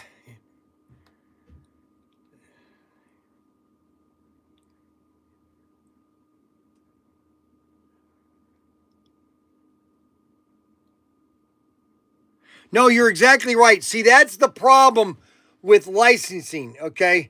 How is somebody going to know about a song unless somebody plays it, okay? That's really the point. How do you know about a song unless somebody plays it, Unless you put it on your show. But they want me to pay them. They want me to pay them money to play their song on my channel because they think I'm making money on their song. It's kind of like my store, Protinkertoys.com. Oh, here he goes. Here he goes. What is it? Now I'm in the live stream. What are you talking about? Bingo. You get the pictures? Yes. How many pictures did you get? I don't know. 1, 2. You sent me one. Let's see. 1, 2, 3, 4, 5. Well, you're not taking as much. You give me that back wall there? Is that wall there, right? that back wall on the other side too? End. On the end, because that actually opens up to the aisle. Oh, I see. 16 feet to squeeze you. Oh, that's fine. Yeah, that's fine. Well, maybe I could. 2.5, 3 feet. All righty. I don't think you can put a table there. Yeah. That's all right. We'll make it work. Don't worry about it. We'll have fun. Yeah. So you got that blank thing. Yeah, I see. Yeah, that's fine. That'll work. Yeah, I think it's right on the end. It'll be fine. Yeah. It'll be fine. It'll be great. We'll have a lot of fun. We'll go to Korean barbecue a couple nights. Let's see. What else are we going to do? Is Nook coming? Schnook coming? No. Sook's hanging out. She's hanging out here at the store. He's going to hang out at the store? Yeah. She's going to keep everybody. Well, she's going to keep everybody in line. Always. Oh, her and Nancy. Her and Nancy are going to keep them in line. That's correct. All right. That's very good. Are you live this morning? I'm live right now. I'm on live for another couple minutes. All right. We'll talk to you later. All right. Talk to you later. All right. So I'm headed to Vegas. I'm leaving on the 12th. I'm leaving the 12th of March. I'm leaving 12th of March. I'm heading to Vegas. I'm going to be doing live streams on the 12th, the 13th, and the 14th. And Going to Vegas on the 15th. I got to get a hotel room. Guys, I got to get that done. We're going to be down there. The show starts on the 17th, 18th, and 19th. Then I'm heading back on the 20th. And that's basically it. That's what we're doing this year. If you want me to visit, here's what you got to do. If you want me to visit your house and wherever you are, if you want me to visit, you got to send me an email right now at professtinker.com or professtinker.com. Hey, Bryan, so it's in Vegas. I'm driving 40 across or 70 there, and I don't know if I'm going to do 70 there or 40. I don't know yet because I don't like to drive into the mountains in Colorado in the wintertime. So I might just do 40 there and back. I haven't really decided, okay? So if you want me to stop by your place and you live on 40 or you live on 80, let me see what I can do, and I might stop by your place, okay? So that's what we're doing, and that's what's happening. Heading to Vegas to wipe out all of the buffets. They don't have buffets anymore in Vegas. That's one of the biggest problems, is they don't have any buffets. There's two things to get Vegas back to where everybody wants to go. Number one, offer inexpensive $9 buffets. That's what you do, $9 buffets. And you want to offer, just start offering free stuff. Just, when people are gambling, you got to do something to get them to come. That's the problem right now. I don't care if I ever set foot in Vegas again. Ripoff. Of course it's a ripoff. It's gambling. Okay, so here's somebody says, if you stop at someone's house, please use a gas station restroom. That stuff is all gone. No, I know it is. All the buffets are gone in Vegas. All of them. There are no more buffets. The worst thing they could have ever done is got rid of the buffets. It's funny because that's what drew people into the casino to spend money. And it's little bitty here and little bitty there. And you take away those buffets, well, guess what? They just ain't coming anymore. Yes, our drinks are still. So if you sit at a if you sit at a video machine and play it, you can get free drinks. That's the only thing that's free. Well, they're not free because you do have to tip. You know, it's usually $1, but Vegas went to the pot. Yes, it did. Yes, it did. I just getting a hotel room is a gamble now. That's right.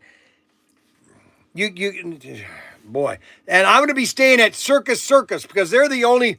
Now everybody tells it's the worst hotel, but you know what? It's the only affordable hotel, Circus. And I can get it with my points. Choice Hotel. Yeah, right there.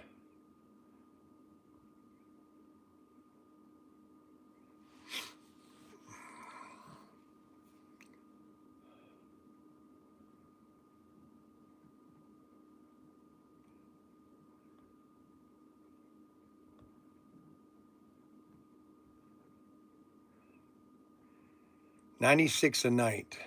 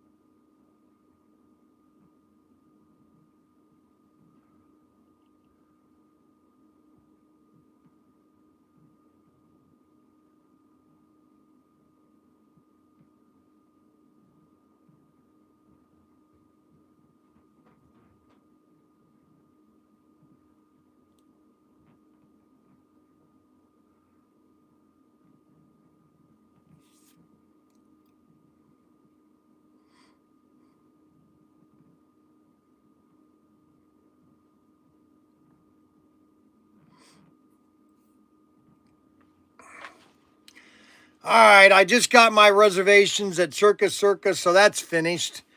$50 waters. Yeah. Oh, yeah, that's right. Well, guys, I want to thank everybody for watching the live stream today. There might be a live stream tomorrow in the shed. I think we've got one on file. I think there's a video on file that we've never used. I might do one tomorrow afternoon upstairs in the shed. Let me see if that's still sitting there. Actually, it's not there. I think it's on channel 2. Let me see if it's on channel 2. T-minus hours. The golf tanker is on channel 2. I don't know. I might do it on channel 1 or I might do it on channel 2. I might tell my son Daniel or Ryan to put like 3 or 4 general videos, general tech videos.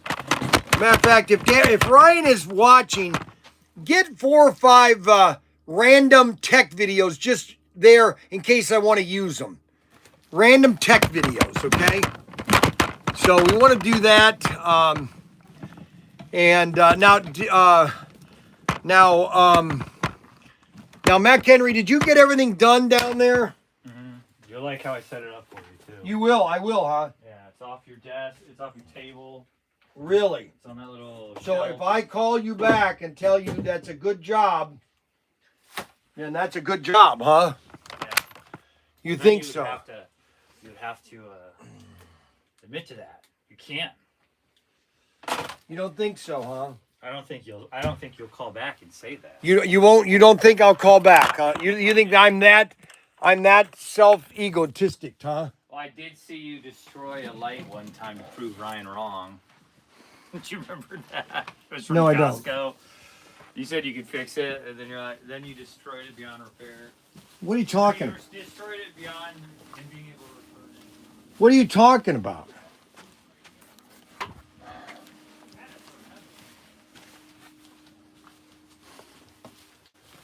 What are you talking about? Where did it go? Where's Sarah? I don't know why we don't use this anymore. It was this light right here, but we ended up starting to use this a lot, so it actually kind of worked out. All right, guys, we will see you later. Adios, amigos. Where's Nate? I think he went to the warehouse to do something, and then